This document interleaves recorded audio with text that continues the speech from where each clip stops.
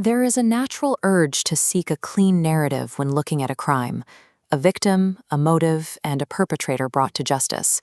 It is the logical framework we use to make sense of the senseless.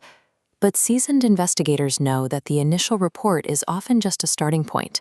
Pulling at a single loose thread can completely shatter the entire picture of what we thought was real. These threads begin in three very different places: a small village in eastern France, a neighborhood in San Antonio, Texas, and a lonely highway in Oklahoma.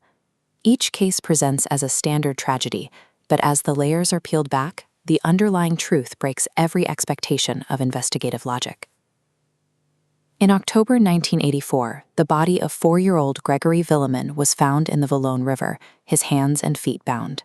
It was a crime that horrified France and sparked a decades-long search for answers. The kidnapping followed years of harassment. The Villemin family had been receiving anonymous, threatening phone calls and letters from a stalker known only as the Crow, who claimed to be seeking revenge against Gregory's father. Handwriting analysis eventually suggested a shocking link. Experts noted that specific turns of phrase and linguistic patterns in the Crow's letters matched the writing style of Gregory's own mother, Christine. Rejecting the police theory that his wife was involved, Gregory's father, Jean-Marie, took matters into his own hands. Convinced his cousin, Bernard Laroche, was the true killer, Jean-Marie tracked him down and shot him dead. The murder of a suspect only deepened the chaos. Over the following decades, Christine was charged and later cleared. The original magistrate committed suicide, and the entire extended family fell under a cloud of permanent suspicion.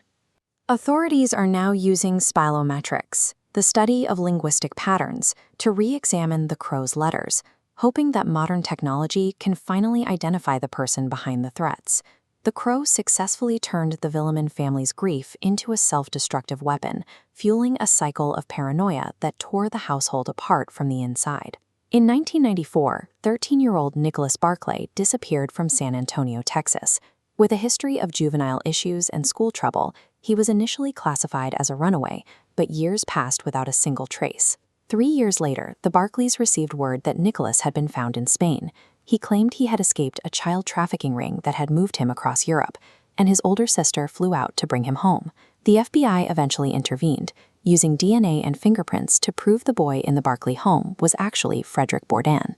A 23-year-old French con artist nicknamed the Chameleon, Bourdin had successfully stolen hundreds of identities.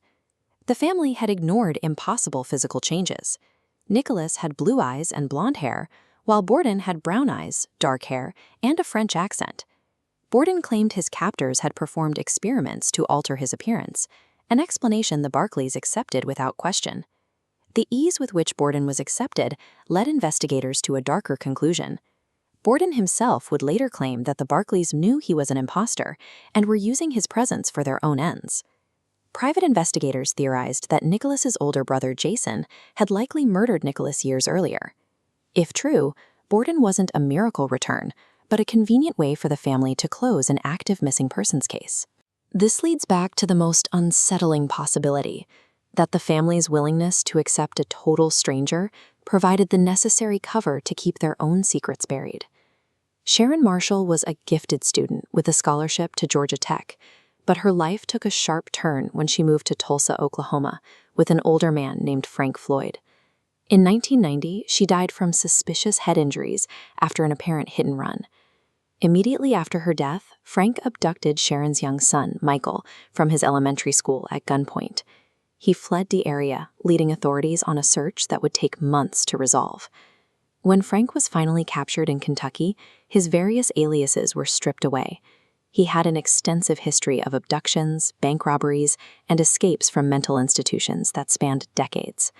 It wasn't until 2014 that the core deception of Sharon Marshall was revealed. Sharon was not her name, and her life story was a complete fabrication. She was actually Suzanne Marie Savarkis. Frank Floyd was actually Suzanne's stepfather. He had kidnapped her as a child, raised her under multiple aliases while moving from state to state, and eventually forced her into a marriage when she became an adult. Before his death, Frank confessed to shooting Michael and hiding his body along the interstate. Though he never spoke of Suzanne's death, The suspicious nature of the hit-and-run suggests she was likely his first victim.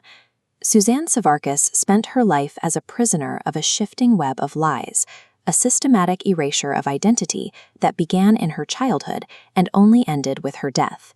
In a movie, these layers would peel back to reveal a single satisfying truth. In reality, these twists only reveal more wreckage, broken families, and unresolved questions that offer no sense of closure. Gregory Villemin's killer has never been definitively named. Nicholas Barkley's body has never been recovered. And Suzanne Savarkis's true life was stolen before it could ever really begin.